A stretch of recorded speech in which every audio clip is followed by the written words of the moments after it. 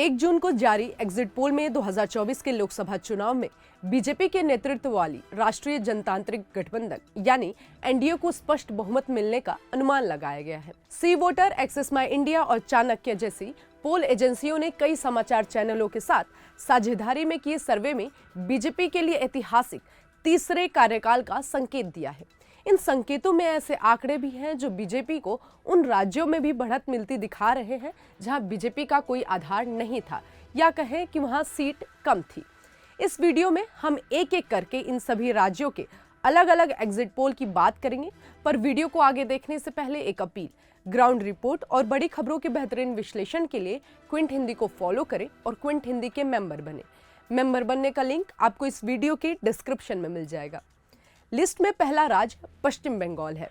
कम से कम 3 exit poll ने भविष्यवाणी की है कि बीजेपी पश्चिम बंगाल में 23 से 31 सीटें जीतेगी।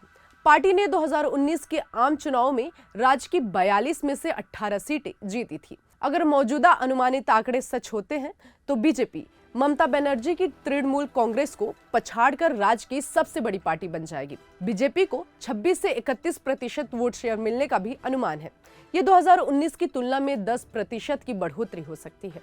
अब बात करते हैं केरल की। अगर एग्जिट पोल के अनुमान सच होते हैं तो लेफ्ट के गढ़ में केरल में बीजेपी के लिए काफी खुशी की बात होगी।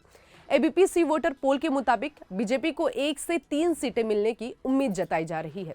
एक्सेस माई इंडिया ने बीजेपी के लिए 2 से 3 सीटें जीतने की भविष्यवाणी की है, जबकि टूरिस्ट चाणक्य ने पार्टी को 1 से 4 सीटें दी है।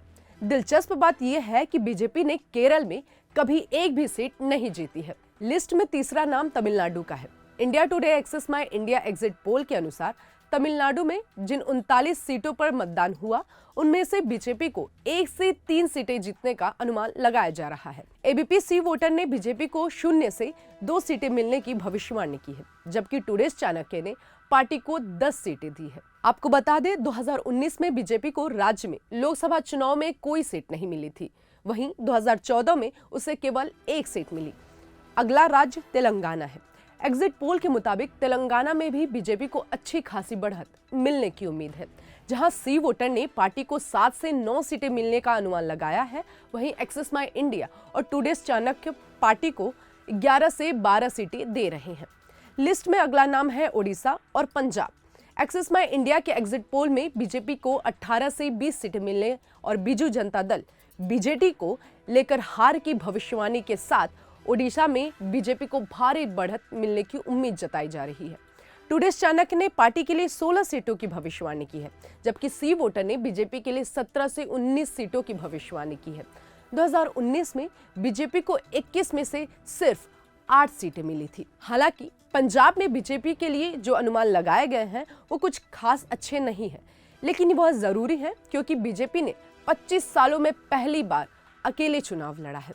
कृषि कानूनों को लेकर 2020 में बीजेपी शिरोमणि अकाली दल का गठबंधन टूट गया था। अगर एग्जिट पोल सच हुए तो बीजेपी पंजाब में 4 सीटें जीत सकती है। सी वोटर एग्जिट पोल के मुताबिक बीजेपी को राज्य में 1 से 3 सीटें मिलने की उम्मीद है, जबकि एक्सेस माई इंडिया और टूरिस्ट चाणक्य ने पार्टी को 4 और 2-4 सीटें मिलने का अनुमान लगाया है। 2019 में जब वह अकाली दल के साथ गठबंधन में थी तो बीजेपी ने राज्य की 13 लोकसभा सीटों में से 2 सीटें जीती थी, जबकि शिरोमणि अकाली दल ने 2 सीटें जीती थी।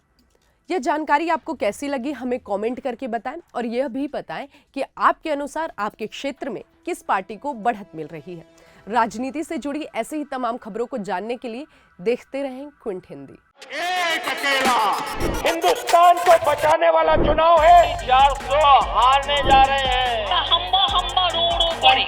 BJP is corrupt. अब की बार भाजपा तड़ी पूरे देश में उसका नाम हो गया। राम का मंदिर का ये सपा और कांग्रेस के लोग बना पाते।